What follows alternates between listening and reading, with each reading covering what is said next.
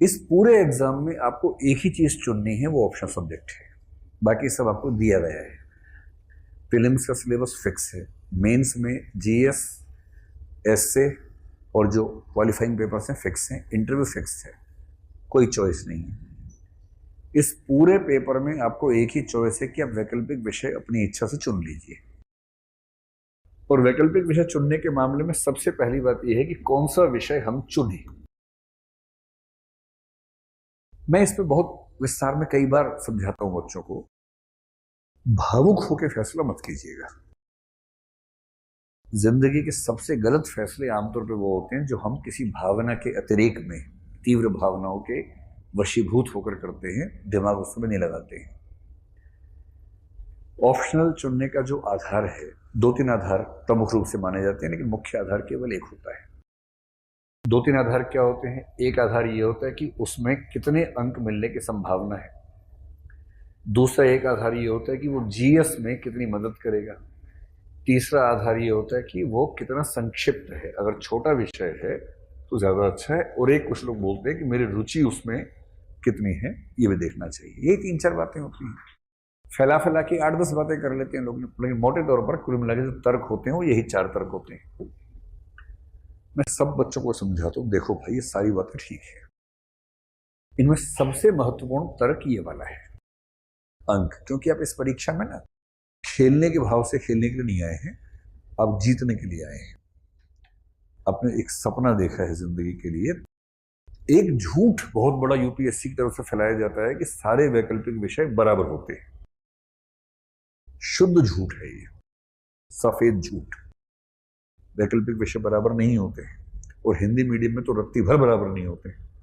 English में थोड़ी बहुत बराबरी की बात हो भी जाए, हिंदी में बराबर नहीं होते। इसके एग्जाम्पल देखने तो मैं आपको 500 एग्जाम्पल दे सकता हूं। सबसे पहले देखिए कि जो वैकल्पिक विषय आप लेना चाह रहे हैं, उस वैकल्पिक विषय में क्या कुछ टॉपर्स ने अच्छे अंक हासिल किए हैं। जैसे इस साल की बात अगर मैं करूं, अगर 260+ मार्क्स 2-3 लोगों के दिख जाएं तो इसका मतलब है कि विषय ठीक है। और 2013 से अब तक पिछले 7-8 साल में अगर 3-4 बच्चों के नंबर 300+ दिख जाएं तो विषय ठीक है। मोटे तौर पर ये मान के चलिए। यदि किसी विषय में बहुत कोशिश करने के बाद भी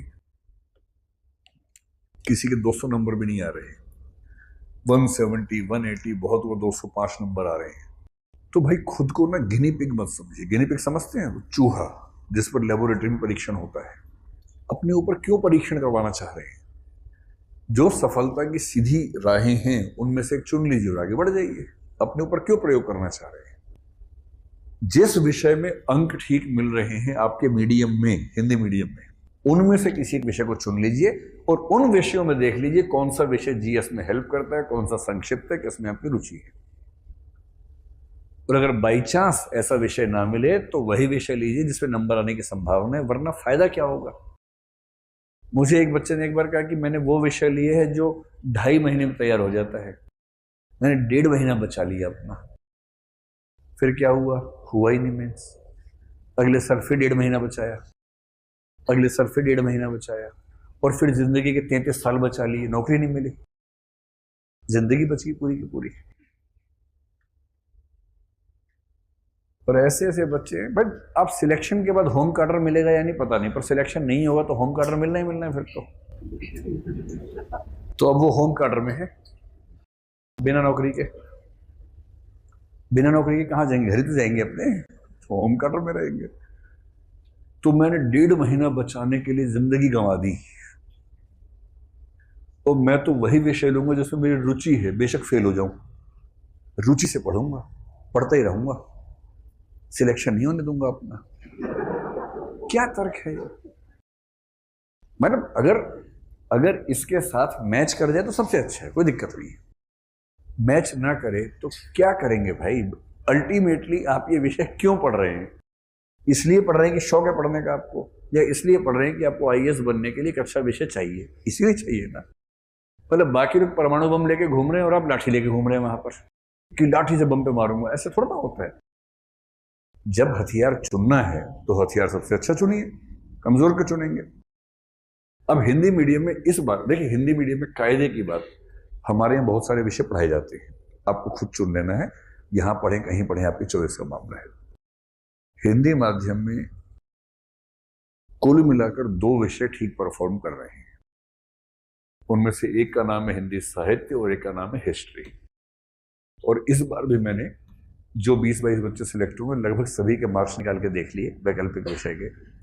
यही 2 विषय ठीक से परफॉर्म कर रहे हैं। अगर मैं आपको संख्या बताऊं, इस बार का जो मेरे पास 21 लोग हैं, उन 21 लोगों के विषय कौन कौन से हैं, अगर आप चाहेंगे तो मैं सबके नाम के साथ ही बता दूंगा। 21 में से 12 का विषय है हिंदी साहित्य, 4 का विषय है इतिहास, 2 का है भूगोल। इस बार एक नई एंट्री हुई है एंथ्रोपोलॉजी, एक बच्चे का मानव विज्ञान या एंथ्रोपोलॉजी है, और एक बच्चे का पॉलिटिकल साइंस है। मेरे ख्याल से हो गया होगा पूरा, 20 हुए हैं, तो एक विषय कोई और होगा। वो कौन सा विषय होगा? हाँ, एक का मैथिली साहित्य है, मैथिली साहित्य, मैथिली लिटरेचर, ये इस बार का है। कल ही मार्कशीट आई है, ये ट्रेंड है।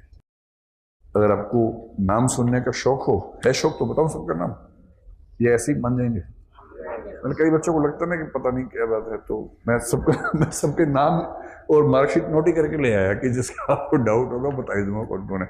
ये 12 के 12 क्योंकि हिंदी साहित्य के मेरे स्टूडेंट्स हैं, तो मैं उनको जानता हूँ पर्सनली भी लगभग। मैं जो कहना चाह रहा हूँ, देखिए, ज़्यादा 3-5 करके बात बोलने का फायदा नहीं है।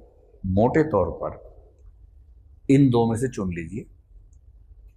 अगर इनमें से मन ना माने कि नहीं मैं तो विद्रोह कर दूंगा, पर ये नहीं करूंगा, मैं मरना पसंद करूंगा, किंतु मैं हिंदी साहित्य पढ़ना पसंद नहीं करूंगा या इतिहास नहीं पढ़ूंगा, चाहे मेरा जीवन चला जाए, कोई बात नहीं।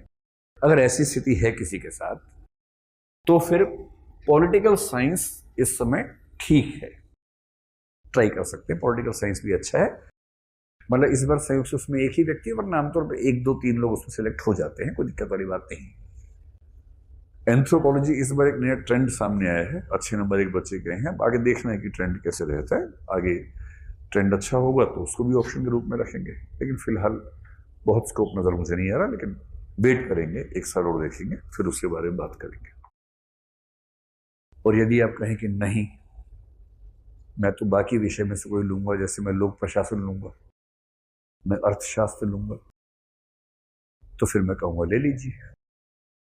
जिंदगी आपकी, फैसले आपके, कुल्हाड़ी आपकी, पैर आपका, मार लीजिए, क्या दिक्कत है।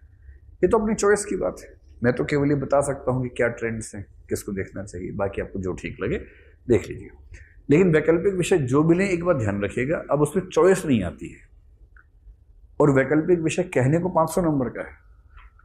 जीएस में 1000 में से हिंदी माध्यम में हाईएस्ट मार्क्स आते हैं 370, 375 जैसे इस बार आए, और वैकल्पिक विषय 500 में से हाईएस्ट आते हैं 275 इस बार के। यानी वैसे 500 नंबर का अंतर है, लेकिन स्कोर में केवल 100 का अंतर होता है। और इसलिए कहा जाता है कि जो असली निर्धारक है इस एग्जाम में वो ऑप्शनल सब्जेक्ट है, न कि जीएस है। क्योंकि जीएस में आप देखेंगे जैसे 5 बच्चे हैं बहुत अच्छे, उन 5 के नंबर आमतौर पर बराबर आएंगे, 375, 373, 378, 372 ऐसे आते हैं। उनका जो सारा खेल चेंज होता है वो ऑप्शनल में चेंज होता है। और कई ऐसे लोग हैं जो अपना ऑप्शनल छोड़ते हैं, नया ऑप्शनल लेते हैं, और एक ही बार में, एक झटके में आईएएस बन जाते हैं, क्योंकि उनको समझ में आ गया कि जिस ऑप्शनल में वो हैं उसमें सफलता मिलेगी नहीं, तो क्यों ना दूसरा विषय ले लें।